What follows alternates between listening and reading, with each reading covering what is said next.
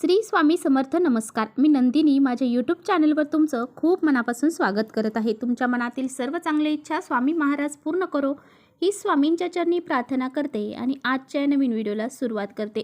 तर येत्या गुरुवारी म्हणजेच उद्या आलेला आहे मार्गशीर्ष महिन्यातील पहिलाच गुरुवार. तर पहा, महालक्ष्मीची पूजा या गुरुवारी केली जाते.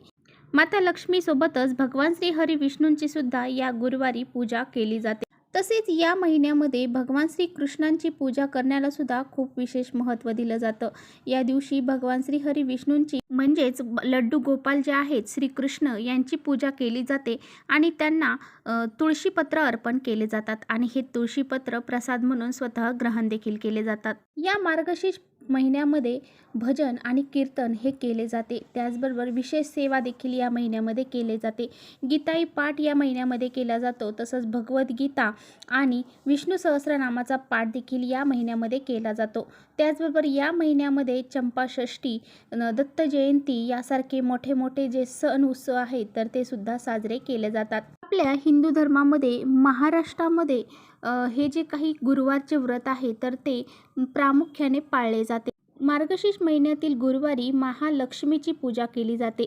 त्या दिवशी महालक्ष्मीची पूजा यथासांग पूजा करून गुरुवारचं व्रत केलं जातं आणि संध्याकाळी हे व्रत सोडलं जातं. पहा, अशा पद्धतीने आपण मार्गशीर्ष महिन्यातील गुरुवारी व्रत हे करत असतो. त्याचबरोबर काही सेवा आणि उपाय देखील या दिवशी केले जातात. तर आजच्या व्हिडिओमध्ये मी तुम्हाला अतिशय प्रभावशाली उपाय सांगणार आहे. सकाळीच आपल्याला या ठिकाणी फक्त एक दिवा लावायचा आहे. फक्त हा एकच दिवा आपण जर सकाळी या ठिकाणी लावला तर आपले कितीही मोठे शत्रू असू द्या ते शत्रू तुमची घरी येऊन माफी मागतील. इतका हा प्रभावशाली उपाय आहे. आपल्या 7 पिढ्यांचं दारिद्र्य नष्ट होईल आणि आपल्या घराची, मुलांची, पतीची खूप सारी प्रगती होईल. आपल्या ज्या काही कठीणातील कठीण इच्छा असतील त्या देखील पूर्ण होतील. आपल्या घरातील दारिद्र्य, गरिबी ही संपून जाईल. असा हा अत्यंत प्रभावशाली उपाय कसा करायचा आहे याबद्दलची संपूर्ण माहिती आजच्या व्हिडिओमध्ये आपण जाणून घेणार आहोत. त्यामुळे तुम्ही व्हिडिओ स्किप न करता शेवटपर्यंत नक्की बघा. तसेच आपल्या चॅनलवरती नवीन असाल तर चॅनलला सबस्क्राईब करा आणि असेच नवनवीन व्हिडिओ पाहण्यासाठी बेल आयकॉनलाही प्रेस करा. म्हणजे मी जेव्हा कधी नवीन व्हिडिओ अपलोड करेन त्याचं नोटिफिकेशन सर्वात अगोदर तुम्हाला भेटेल आणि तुम्ही एकही व्हिडिओ मिस करणार नाही. त्याचबरोबर कमेंट्समध्ये जय माता लक्ष्मी लिहायला अजिबात विसरू नका आणि व्हिडिओ माहितीपूर्ण वाटला तर आपल्या मित्रपरिवारांसोबत नक्की शेअर करा. तर पहा, हे जे उपाय आहेत तर ते आपल्याला का करायचे आहेत तर आपल्या घराला लागलेले जे दोष आहेत, अडचणी आहेत, संकट आहेत तर ते दूर व्हावेत. आपल्या घरामध्ये सकारात्मक ऊर्जा निर्माण व्हावी. त्याचबरोबर आपल्या घरामध्ये सुख, शांती, समृद्धी, ऐश्वर्य राहावे यासाठी आपल्याला हा उपाय करायचा आहे. तुम्हाला तुमच्या नोकरीमध्ये, व्यवसायामध्ये काही अपयश मिळत असेल तर तुम्हाला हा एक उपाय जो आहे तर तो उद्या अवश्य करायचा आहे.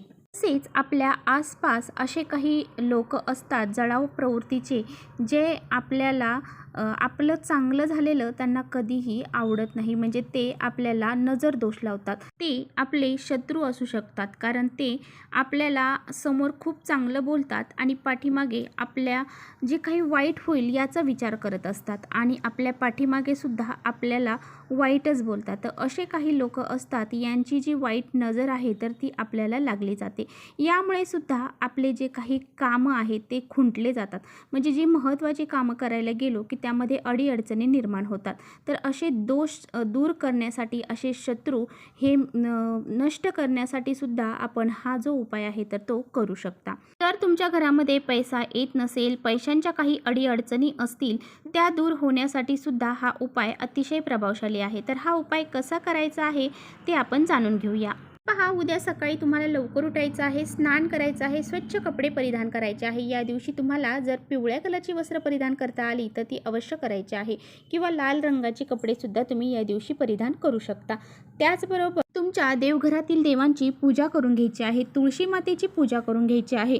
त्याचबरोबर तुम्हाला उद्या तुमच्या उंबरठ्यावरती हळदीचं लेपन करायचं आहे। हळद, कुंकू, अक्षदा, फूल याने उंबरठ्याची पूजा करायची आहे। दोन्ही साईडला 2 दिवे लावायचे आहेत। त्याचबरोबर मेन दरवाजा जो आहे त्याच्यावरती सुद्धा तुम्हाला एक स्वास्तिक काढायचं आहे। हळदीच्या साहाय्याने हे स्वास्तिक काढायचं आहे। त्याला हळद, कुंकू, अक्षदा, फूल वाहून त्याची पूजा करायची आहे। त्याचबरोबर आपल्या अंगणात देखील आपल्याला माता लक्ष्मीची पावलं काढायची आहेत। लक्ष्मी दीप जर तुम्हाला लावता आला तर तो सुद्धा तुम्हाला उद्या आपल्या दारासमोर लावायचा। उद्या तुमच्या घरामध्ये धूप, अगरबत्ती, त्याचबरोबर अशी सकारात्मक वातावरण तुम्हाला घरामध्ये निर्माण करायचं आहे आणि त्यानंतरच तुम्हाला हा जो उपाय आहे तर तो करायचा आहे। हा दिवा लावण्यासाठी तुम्हाला एक मातीची पंती घ्यायची आहे। मातीची पंतीच आपल्याला घ्यायची आहे, इतर कोणताही दिवा तुम्हाला वापरायचा नाही। तर पहा, या दिव्यामध्ये लावण्यासाठी आपल्याला एक लाल कलावा जो असतो तर त्याची वात घालायची आहे।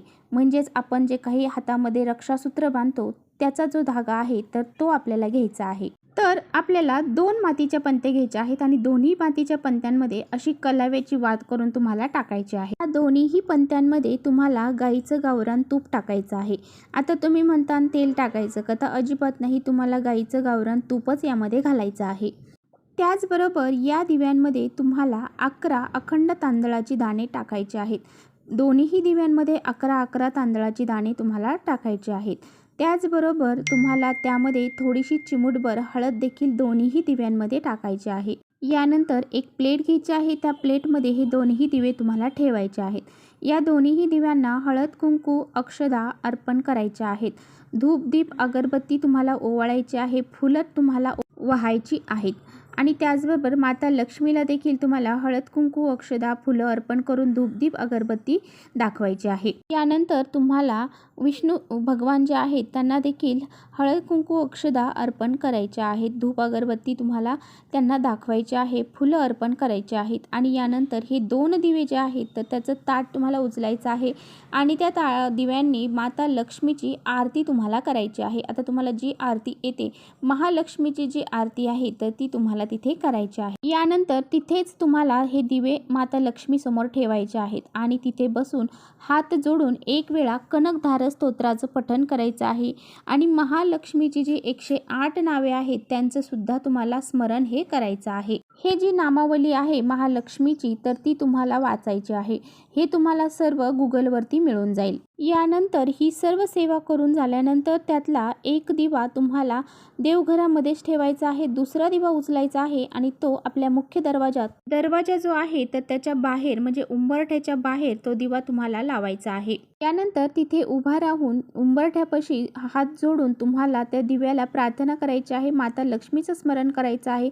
माझ्या घरामध्ये जे काही इडापिडा असेल, नकारात्मकता असेल, वाईट शक्ती असेल, शत्रुबाधा, नजर दोष यासारखे काही दोष असतील तर ते संपूर्णपणे नष्ट होऊन जाऊ दे।